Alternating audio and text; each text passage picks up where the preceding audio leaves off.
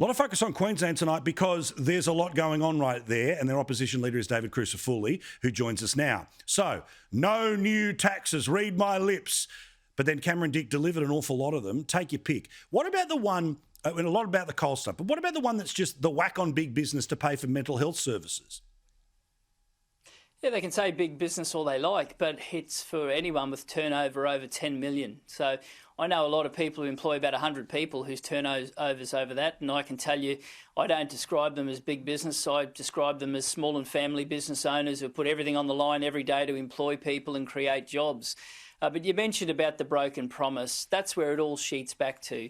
Cameron Dick was asked 26 times during the election campaign, and on 26 occasions he ruled out no or new increased taxes.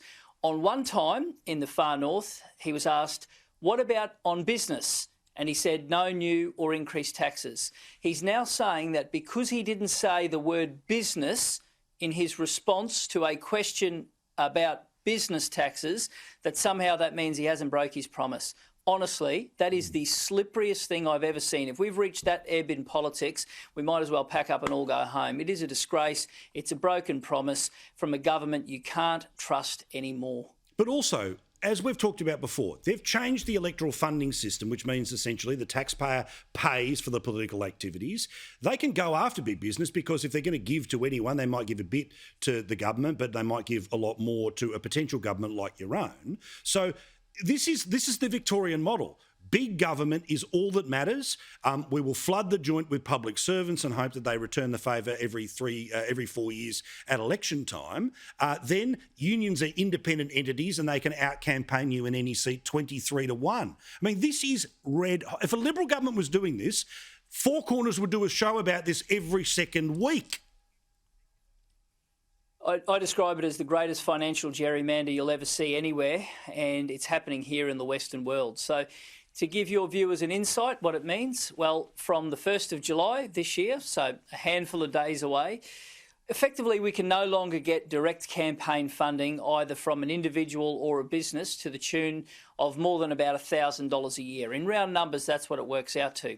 Now, you'd say that's a fair fight if that applied to everyone, but there are 26 exemptions in the Act. Those 26 exemptions are the registered unions affiliated with, guess who? The Labor Party. They can give $1 million. Now, all Australians I know, regardless if they vote left or they vote right, everybody wants to see a fair fight. That's not a fair fight. That's a dead set stitch up. So we just have to cop that because that's the rules of the law of the land, Paul, and sometimes you don't like laws. You might think that you can go 70 kilometres an hour and a speed limit that's 50, but you've got to do it. So we'll comply with the law and we'll beat them regardless because they are a crook government. They've been the worst government we've seen in this state for service delivery. Ambos don't turn up on time because they're stuck at hospitals. Roads that are backlogged and overblown on budget. Got a health system in crisis, hospitals in crisis, law and order. Ask people what youth justice is like in this state. We're going to beat them because we're going to be a good government. And in their third term, they've given up on integrity and they've given up on delivering services and they're conducting themselves like a government that's it's in the death throes. Bloody oath. You're the hope of the side. All the best, mate. All the best, Paul. Go rip it up those greenies. Good luck.